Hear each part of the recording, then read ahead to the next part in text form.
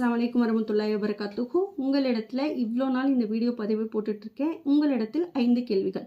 இந்த கேள்விகளுக்கு நீங்கள் உங்களுடைய மனதில் இருக்கக்கூடிய பதில்களை ஹானஸ்ட்டாக சொல்லுங்கள். உங்களுடைய குழந்தைகளை நேரத்திற்கு எழுப்பி விடுறீங்களா?